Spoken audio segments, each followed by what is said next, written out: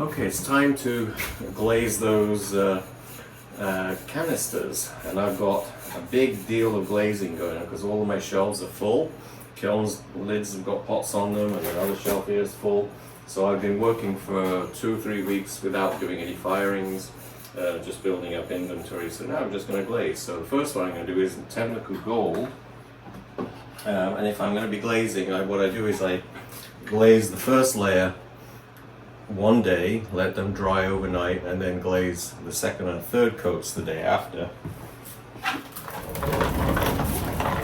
So I've got Temnaku Gold, you simply dip it in. The advantage of using your own glaze is, of course, you can mix up large quantities for very little money compared to buying your glazes in 1 pint jars. And then you've got volume, so you can dip.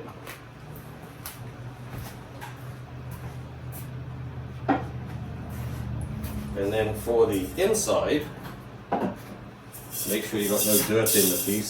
Sometimes when I'm trimming, things will fall in, so it's a good idea to clean them out. I simply pour in glaze.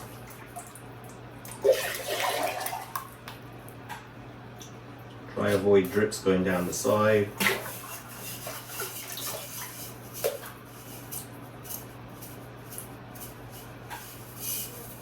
That's good. And then I'm going to dip them upside down in there.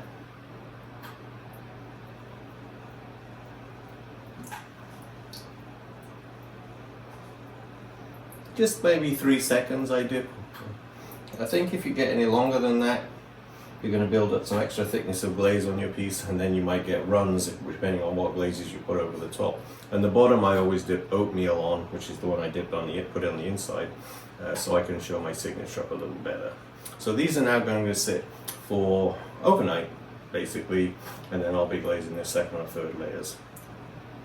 Okay, what I'm doing is I'm basically, with the second and third dip, is doing them both at the same time, and usually wiggling it or banging it side to side just to get some variation in the upper level of the pot. And I don't let it go on the bottom half because it actually can run more, and you got to be very careful. If you get more than one layer of glaze on the bottom of a pot, the thicker the glaze, the more likely it'll running and sticking to a kiln shelf, so you don't want that.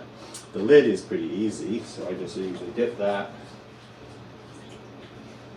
and then let it go slightly matte, and then I will dip it in my oatmeal. I tend to use oatmeal a lot.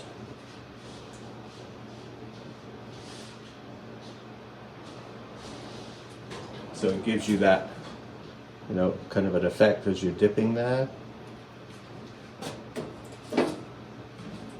And then switching, I'm just going to kind of go around like that to about the halfway point, no pass. Just to the halfway, let it go matte again, and then dip it in the oatmeal. Let's give the oatmeal a little stir. Felt a little runny then.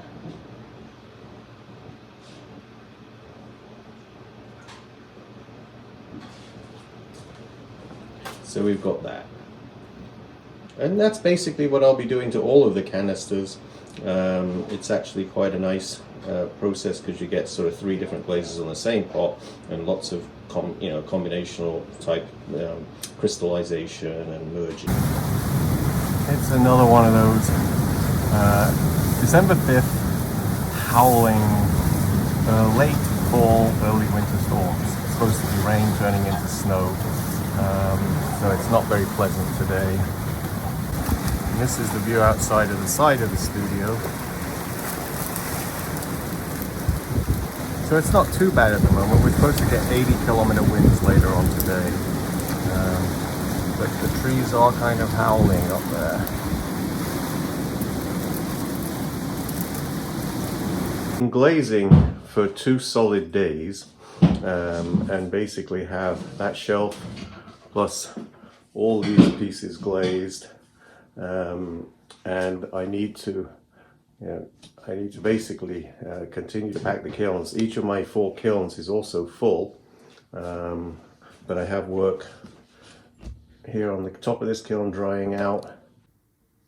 I even spread out into my regular studio space here and glazed a whole bunch of cone 04 earthenware, which is bisque to cone 01, which makes the clay impervious to any water. So glazing these takes 24 hours for it to dry. So it's the reason I do that is because it gets rid of any potential crazing. And then I have a large mural there with whales waiting for somewhere to hang it. Already fired this kiln 2 days ago, so it's waiting to be unloaded. And then I fired the second kiln there to actually, that's got a double lid on it just to make it slower to cool, because I like the crystals to form in the glazes. That also takes more energy to heat a kiln up in the firing up cycle, because you've got more kiln brick to heat up. I was told that by a pottery supply house when I was talking about extra insulation in kilns. They said it's only, you know, a good thing if you're cooling your kiln really slowly, but when you've got extra insulation when it's going up, it takes more heat to heat that brick up. So a lot of things I didn't even think about, you know, energy consumption and such. But all 4 of my kilns are packed at the moment, and I'm going to unpack this one. So I'll show you what I have here. It's cone 6, 2225, so 7 degrees lower in temperature than 2232, which is the normal cone 6. And then I soak for 11 minutes, so I'm kind of bringing it up slowly without making the glaze too runny. And then I do a fast cool, natural cool to basically 2000, and then I slow the cool down to 145 degrees an hour down to 1750 with a 1 hour soak at 1750, and then I do a slow cool from 1750 to 1700 at about 70 degrees an hour, just to kind of really get the crystals. And what do I get? I get that. So this glaze is full of crystals. And here's the lid. Also, Tenmuku gold, full of crystals. It goes that gold color. If you fire it fast down, it goes almost transparent with no crystals. But once you slow the cooling down, you get all that gold flecks. It takes more energy to do that, of course. So it depends on what you want. And this one, there's a little bit of a run there, basically, but I don't think it's much. I'll just grind that little tiny bit off. That'll only take like 2 seconds. But is it level? Well, it's just a little bit wobbly. But here is another lid for a canister. These are an order. I have an order for 2 Tenmuku gold canisters. And then we have a whole bunch of the black, kind of Icelandic, I call them, colors, with the matte black glaze. And the slow cool really makes that matte black sort of silky. If you do a fast cool on this, it actually is a bit shinier. And there's another one. So it's got variegated blue, oatmeal, and matte black. I got the lids for those too. So there's the jar with the lid on. They're probably meant for tea bags or sugar. They're a little big for sugar jars, I think. But that depends on how much sugar you take. And there's the jar with the lid too. So variegated blue, oatmeal, and matte black. And then a platter. I think this was a refire. Maybe not, because I have one of these for a refire. But variegated blue, oatmeal, and I think, do I have any? I might have some mouse grey mixed in there too. And then the matte black. And the oatmeal is for the creation of like snow-covered hills in the background. It works really good.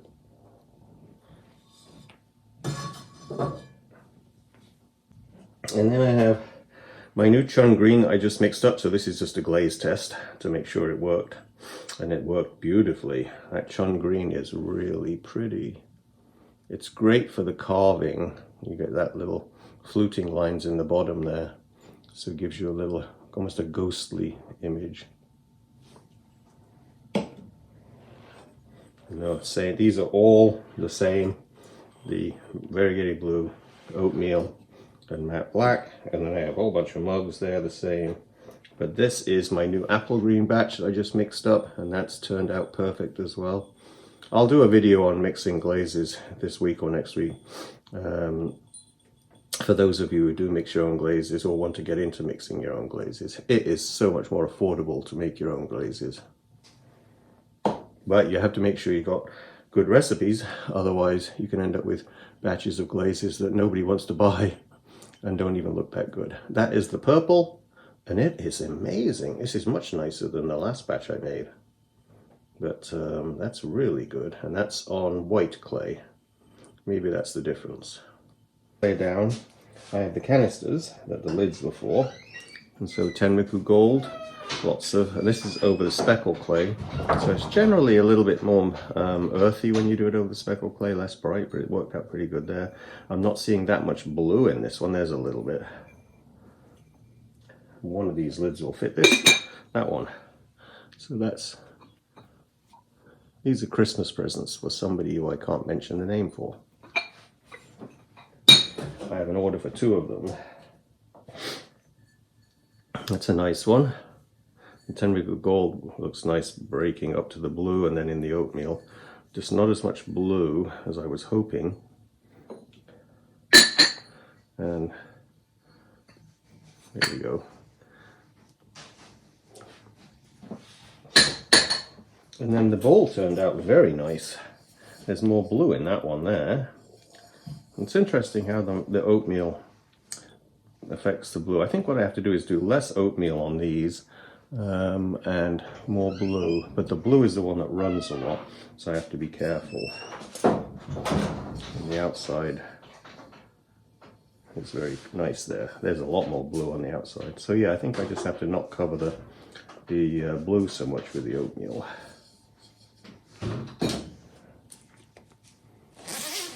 It's warm here. Yeah, and I've got some little drinking glasses. These turned out very sweet. Tenriku Gold, variegated blue and oatmeal.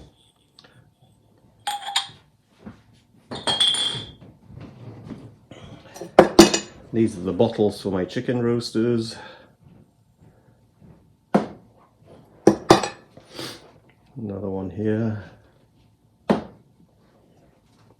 Oatmeal, variegated blue over Tenriku Gold again. And there's another mug. This one didn't run down the handle. I've been trying to glaze at an angle so there's less glaze on the handles of these, because it always runs down. And you've got 3 glazes there, so. Another one of the black ones, which you've seen, and another one of the chip and dips. And I don't remember which one of these was a refire, but one of them was. And it's literally variegated blue, mouse grey, oatmeal, and the matte black. But they are pretty spectacular. Flare down is another one of the chip and dips with the oatmeal. This one has a much snowier kind of feel to it than the others, but they turned out beautifully. This coloration is selling very well for me at the moment. The only thing, glazing these is hard because you can't really, I pour the glazes and it's really hard to do the outside of the bowl, so I end up brushing the bowl, and then you've got to be careful. So I put paper down on the bottom and then put it on a banding wheel and brush the glaze on so it doesn't drip down onto the basic glazed area. But you still might get an occasional drip, but it doesn't seem to be horrible. But these are hard to glaze. Then we have, somebody ordered they wanted some soup bowls with handles, and they wanted a variety of colors, and so I had it all done except for the greens, and these are chun green with apple green, and they're very nice. So I have 5 or 6 for the person to choose from now, and I think they just wanted 2 or 3. Yeah, it's been really hard for us this season because very little mail orders coming in because we have no post office in Canada. So people know that getting things has got to be by UPS, and UPS is a lot harder. My friend in Manitoba, who ships those tools, has to drive an hour and a half to get to a UPS office. But so for me as well, I have to drive half an hour up and then half an hour back, plus the time in the office. So you're talking an hour and a half really to ship some, you know, if it's just one mug, that's just not feasible really. Anyway, this is nice. Chun green and apple green as well. Really nice.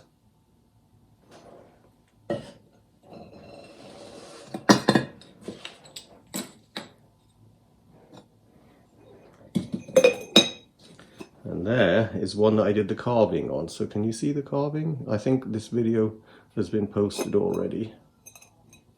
Yes, it has been posted, but you can see the carving coming through.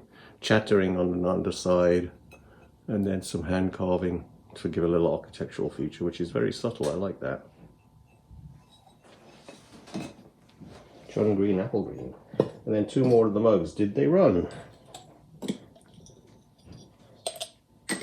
Well, they ran, but they didn't run to the bottom, so that's good. So they won't need grinding. But you can see how it bubbles down. It almost got to the bottom. So I just have to not glaze the handle when I do the oatmeal and variegated blue on these. But they are pretty, variegated blue and oatmeal over Tenmoku gold. Very nice crystals. This level down here is a large bowl. Well, that's pretty on the outside too. And then with the Icelandic colors on the inside.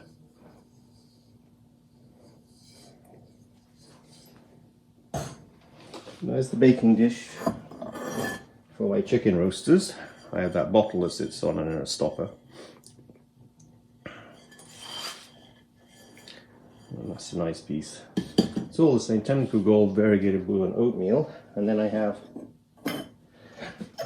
2 more of the Tenmoku gold. This one I thought they'll pick. This is a nice one. More blue in that one.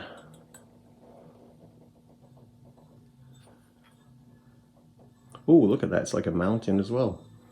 Like a mysterious landscape. But that's nice. The lid's pretty as well.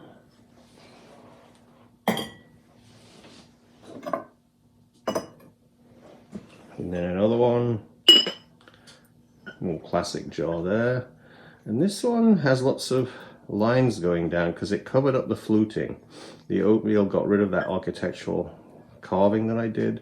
So that was a waste of time, but it depends on what glaze you use. I want to try and make some more transparency, but the Tenmoku gold is really rich on this one. Nice lid. And then we have some repeats. It's Tenmoku gold again with the variegated blue and oatmeal.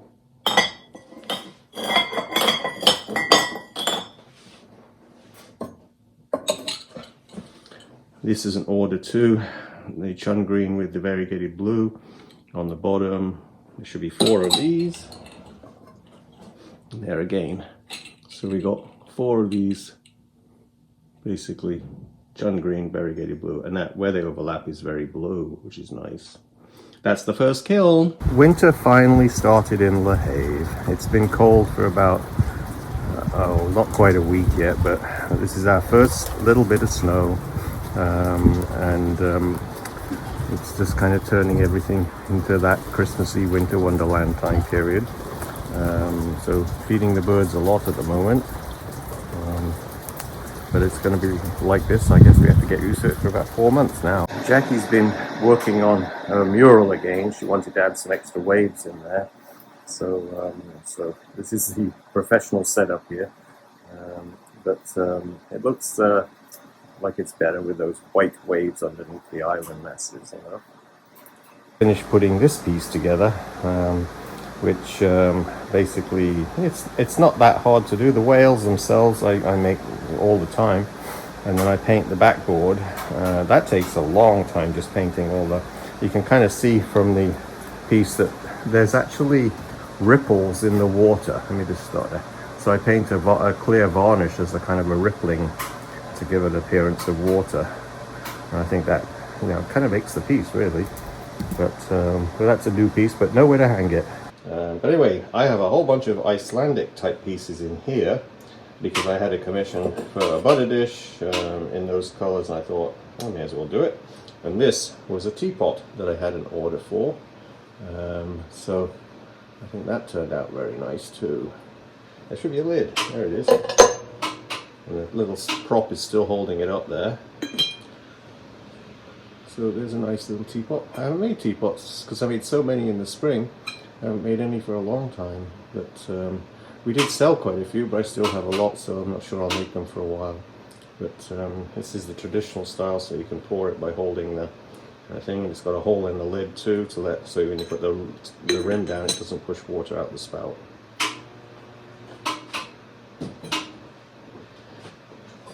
And there's a commission for 8 of these. So this is the Icelandic ball, and somebody wanted 8 of them as like for serving dinner. And I'm sure like a big pasta dish would look great in these, but they turned out really nice. So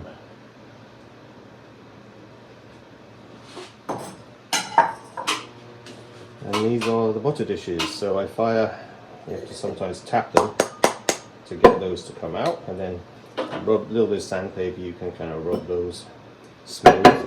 Sometimes the prop comes right out, but other times you have to tap it.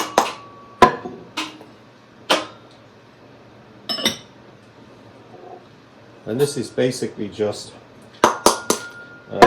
oatmeal, variegated blue and mouse grey.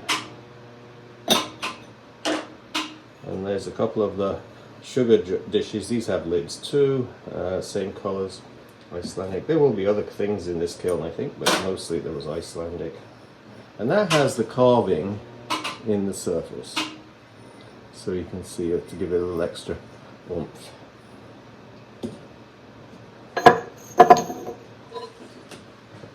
I have a set of plates that will go with these bowls. So that'd be like a little sandwich plate there, or bread plate, to go with the bowls. So there should be 8 of these as well.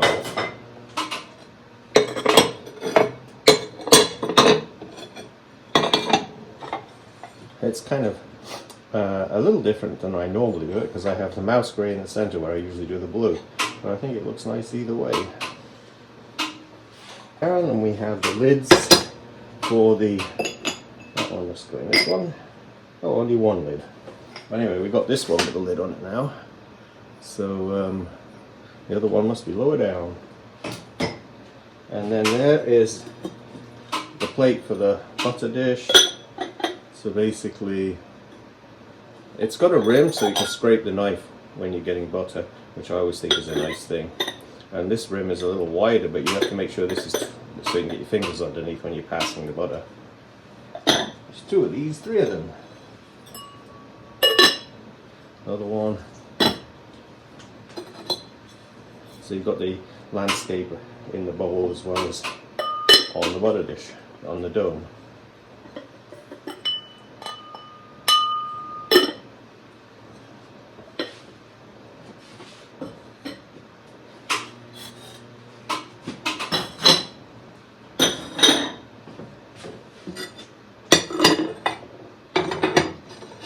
Lay it down. What do you know? More Icelandic pieces. So this whole kiln was Icelandic pieces.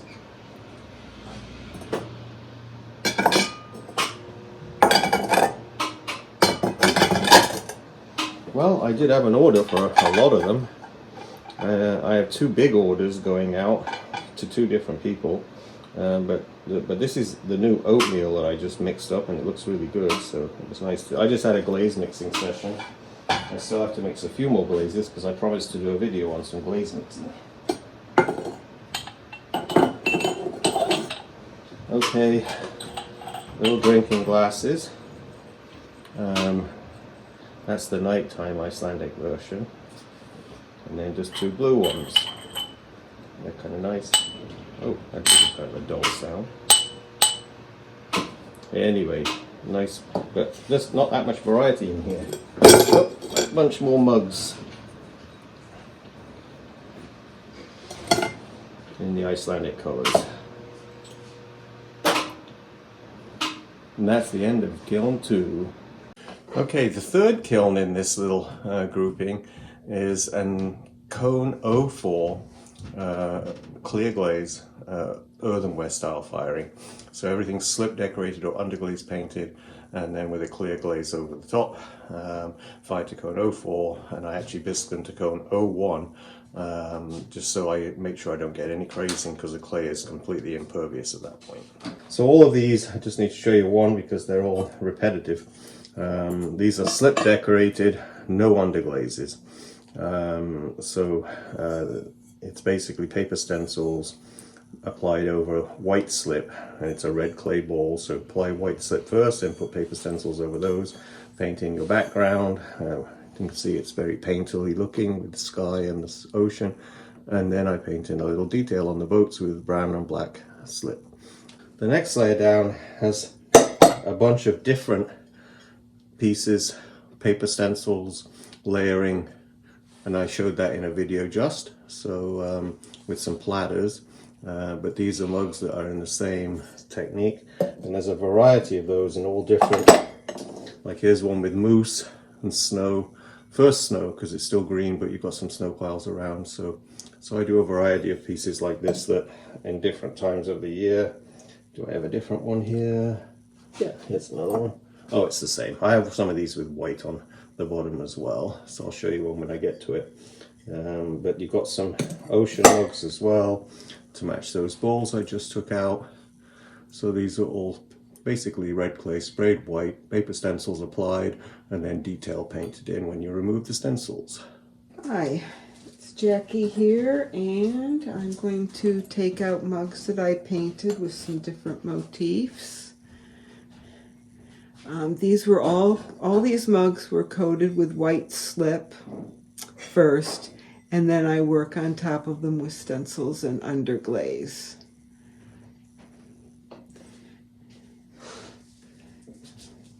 So when I'm doing these, I usually do kind of two. I usually work at them two at a time in pairs with, and I cut my stencils. I scissor cut my stencils so that I have stencils enough for 2 or 3 mugs, and I work in pairs.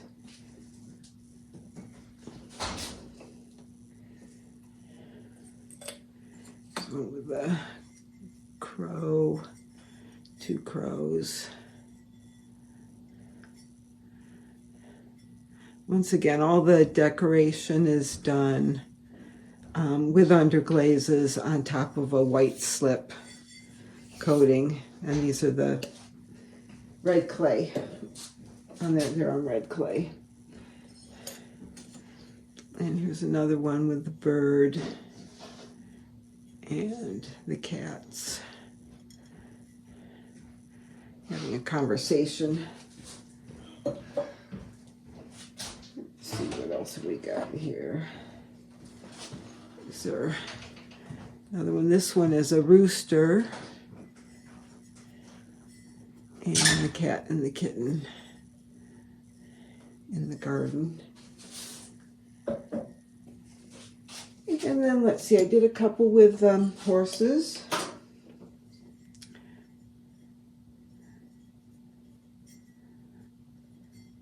Horses with barns in the background. And I try to vary the colorways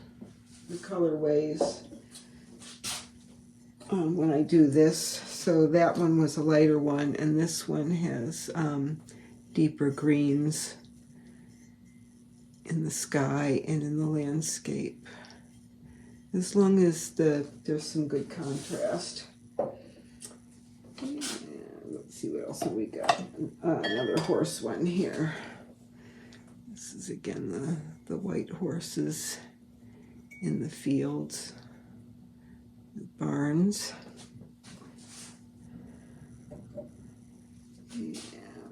And then let's see. Oh, and then I did some with the whales and the islands with some boats.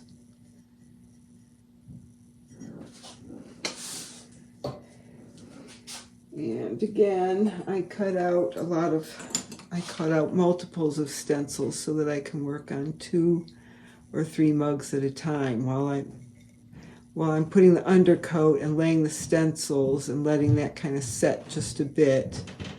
I do the same on the second mug, and then when both things are set up, I can go back in, take the stencils off, and work on the more detailed parts. Like on these, the whales are stenciled, and then this island shape is stenciled, but the details are all added afterwards. Like that shape is all of the island is all a stencil. Let's see what else I got. One more here. So this is a little bit of a variation. I've got the boathouse on the rocks at the edge of the water, the boat, and this island's a stencil. The whales are stenciled. And then the detail painting comes after the stencils come off.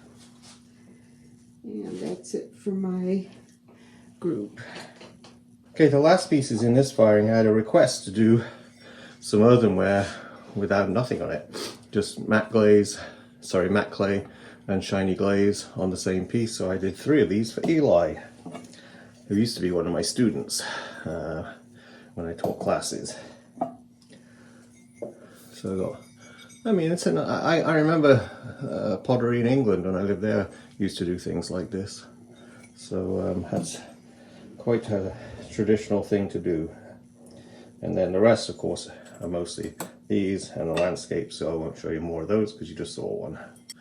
A layer below, so 3rd one down, has got large bowls. I fire on stilts, clear glaze on the back. Perfect for the signature when you use a clear glaze and the date and the place where we live, so people can find us again. And then same technique on a larger scale.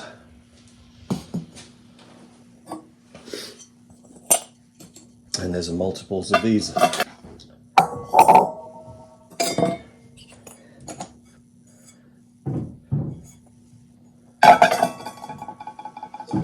And one in the regular landscape too. That white off the kiln shelf, I guess. But, oh no, it was on a stilt. So from the bisque firing it must have, because I fire up to, it's very smooth, but it's got some white backwash glazed over. And so multiple layers, like 4 layers of slip with paper stencils in between. And then more of, but here's a winter one. So this is when I paint the actual ground white. So this is like snow, a little more deep into winter. The other one's just green with piles of snow, but this one is white over, so this is midwinter. I used to do all the seasons when I did these. And then more of the other 2 styles that you saw at the beginning of the video. The very bottom of the kiln is the same as all the way down, different ones of these, stilt on the back. They always come off so easy with a clear glaze. Clear glaze are generally applied fairly thin. And then more seascapes.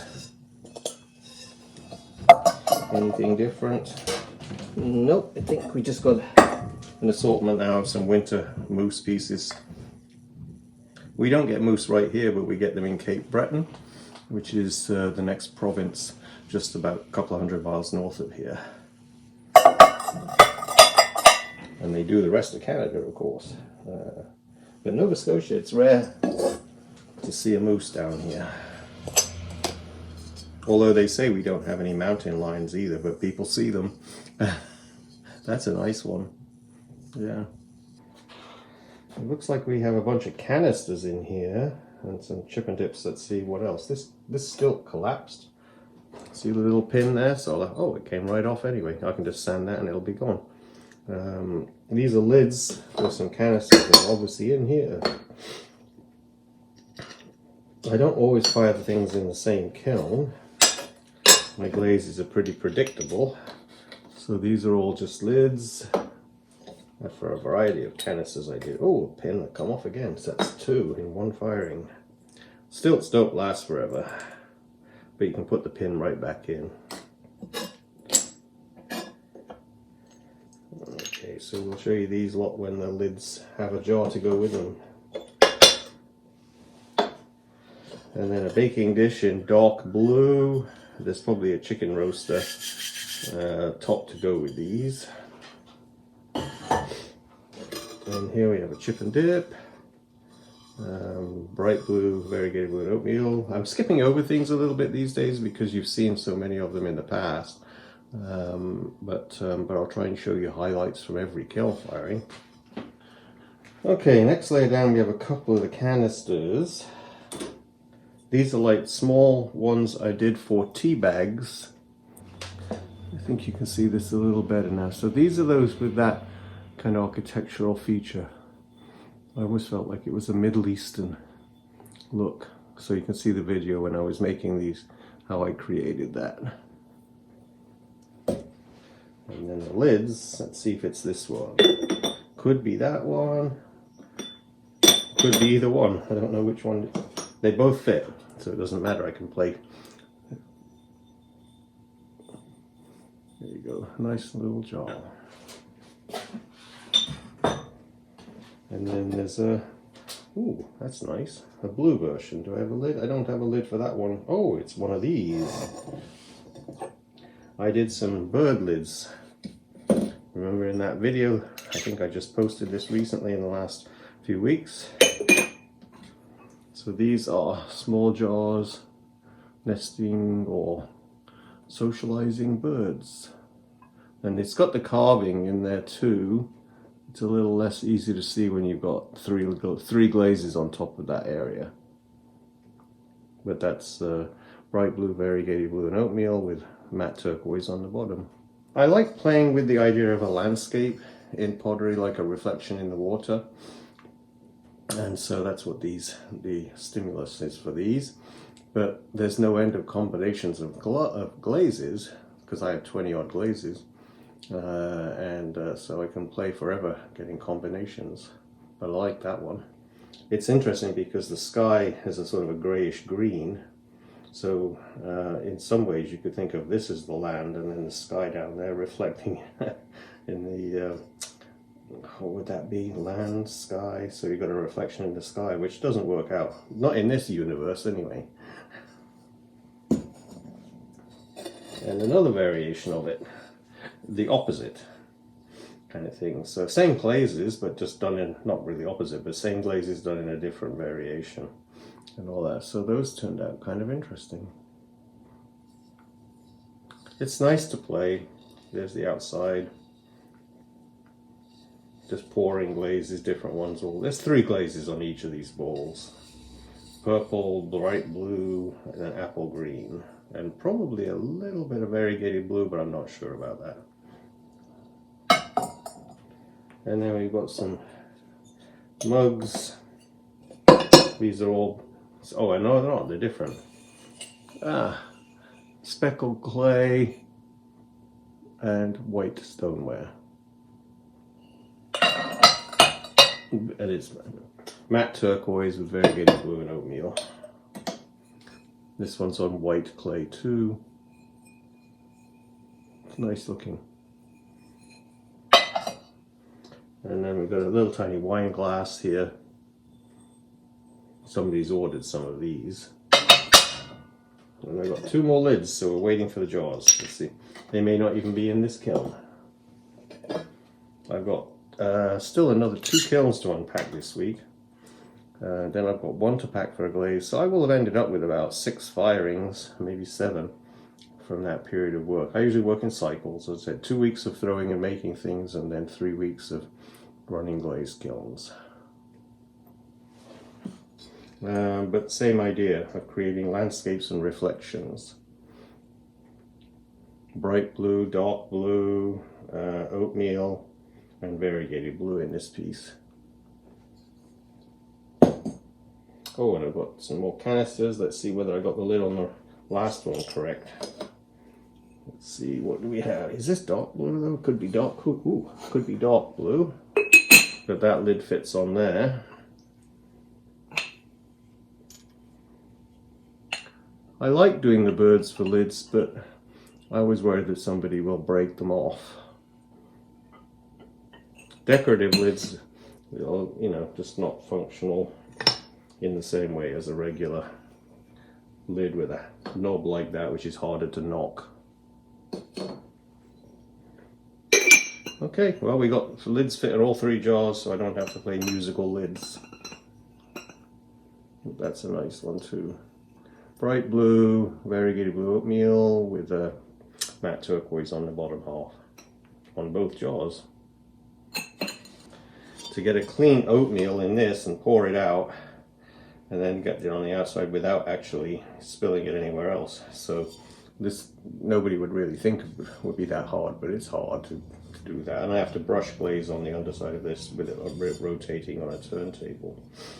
But the same idea, pouring glaze is creating a little landscape. That works out very nicely. And then we got a variety of functional pieces again, which I just realized I forgot to pour green on the bottom of these. Somebody wanted a green bottom on them, but that's my bright yellow with bright blue on the top. Oh, that's interesting. I wonder what I did. I think it's matte turquoise on the bottom and then bright blue dipped up like this in bright blue, and then variegated blue and oatmeal on the top of that. But it gave me a really nice texture in the matte turquoise where the bright blue hit it. I like that. It's a dark, mysterious landscape feel. Here's one of my bottles for my chicken roasters. These have stoppers with little birds on the lid. Another wine glass. Actually, there's a bunch of wine glasses in here. These are all pretty nice. And two. There's somebody looking for some of these. I think they wanted 8. And the very bottom of the kiln doesn't have any more canisters, just an assortment of mugs with one more chip and dip, which is also done with that. So I feel like it is a hard thing to glaze like this, but you have to be careful. Pour the glaze in and then tip it out without spilling on the plate, which means you get a big splash. And then pouring glaze on the rest of it using slip trailers so you can be a bit more accurate about pouring. But it gives it a really nice landscape feel if you're looking at it like that. And then we just have an assortment of things where I played around, and for the first time in a long time I decided to go with lots of natural clay visible, which people say they love my pieces when they see them when they're waiting for the bisque firing. And could you get a piece that sort of looks like that? Well, obviously they dissolve in water at that point. So it's the clay, natural clay they want. So we've got some experiments in these firings doing the natural clay. So that was matte turquoise, this is the purple. This will be a whole new look in a way if people respond well to it.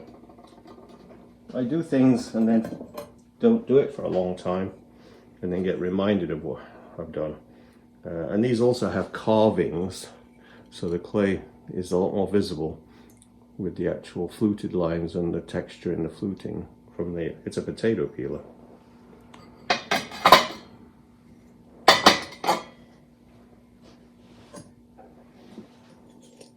This was glazed very thinly with matte turquoise on the bottom, so the clay is covered over there, but you've still got that landscape feel, which I love doing. I think I'm running out of space.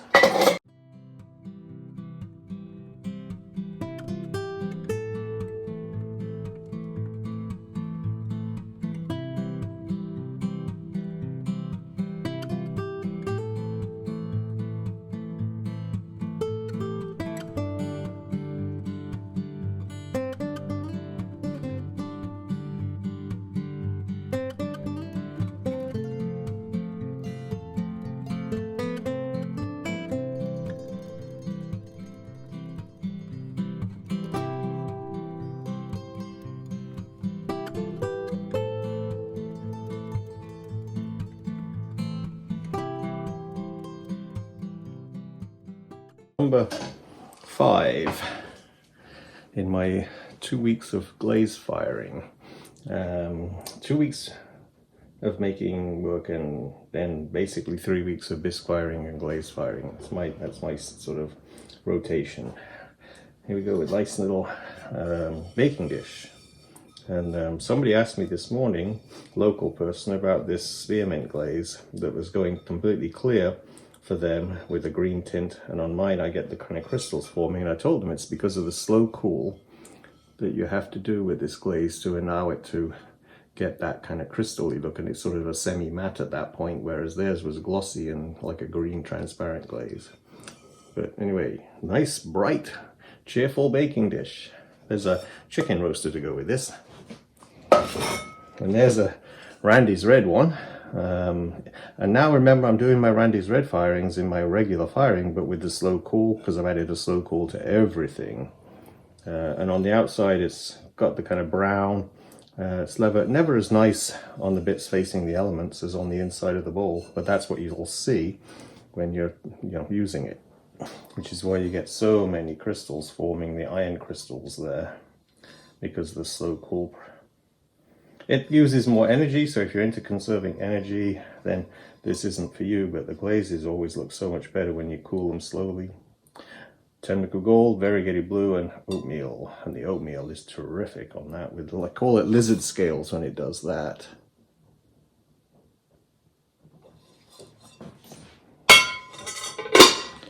And a regular bright blue.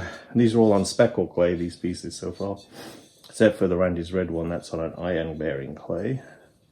Bright blue, variegated blue, and oatmeal. Once again, really nice crystals from the slow cool.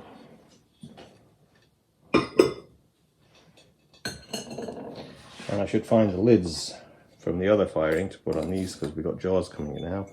That you've seen before, black, variegated blue, and oatmeal, giving that Icelandic appearance. Got some more, 4 of them, wine glasses there. Somebody's ordered 8.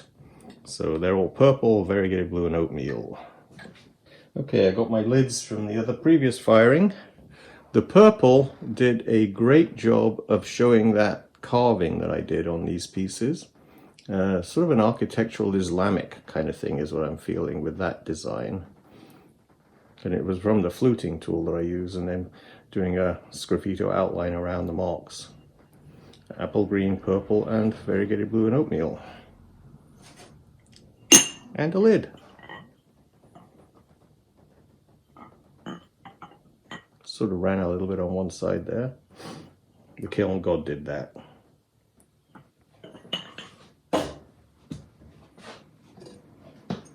And dark blue. Oh, I glazed the bottom of this one. And one of these lids will fit it. And it's the first one to pick up. But look at the amazing... That was chattering where the mottling there, in that area there. Chattering did that. So you got the light blue and the dark blue around it. And then you even show some of the fluting. And then, of course, chattering on the very bottom. So you got a lot of mark making on that piece too. Dark blue, bright blue, and oatmeal. Dark blue at the bottom, bright blue dipped over the top, and then oatmeal dipped on the rim. Okay, the next one down. I've got some lids and some jars on the same, but let's take out this one first, because the oatmeal, once again, is just spectacular in that little area there. These are the kind of reflection Icelandic pieces. So the water is in the middle, then you've got the mountains, and then the sky. Nice chip and dip there, but the colors are really good. I'm slip trailing these as I glaze, so that's how I can control where the glaze goes. And then we have some assorted, there's a stilt stuck in there. Sometimes it'll drop right out. It just needed lifting out this time. But, oh, that's a blowout. There's something in the clay there. I can dab glaze over that. Little jar. These are basically relatively small sugar jars. There's the stilt again. Sometimes you need to bang it. And we'll pull hard. Oh, the lid is beautiful on that. That's where I did the chun green over the apple green. and they gave me that rich green there, and I dipped a little oatmeal on the very top, and the same for the bottom there, with some of the chattering showing up too. But there's lots of marks that you can just see through this as the light reflects. So if we're catching that on the...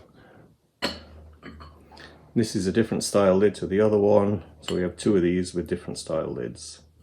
There you go. Apple green and chun green with a little touch of oatmeal just on the knob. That's a very nice jar.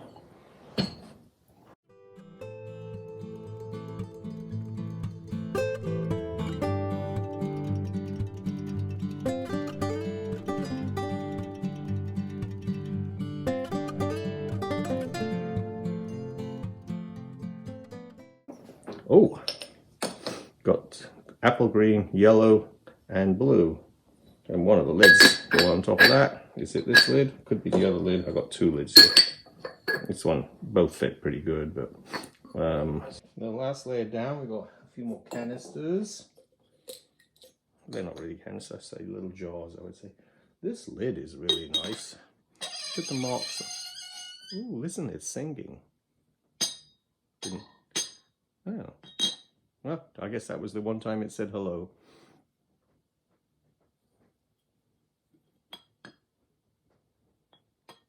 There you go. So, gotta just grind off the 3 stilt marks, but a really pretty canister.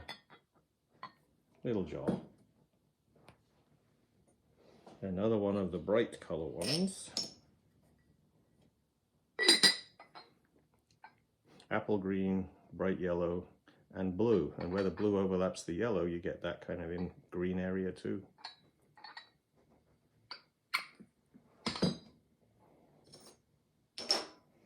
Another Icelandic piece. These turned out really good, but they're hard to glaze. It's all slip trailing, holding the glaze, pressing the slip trailers, and the glaze runs out and spreads out, and you have to be very careful controlling it, because sometimes you'll get a squirt coming out, which is what I don't think it hurt it too much. But Icelandic colors. There's another lid, but we don't have the jar, and I have one more kiln to unload. Actually, I've got two more kilns to unload in this sequence.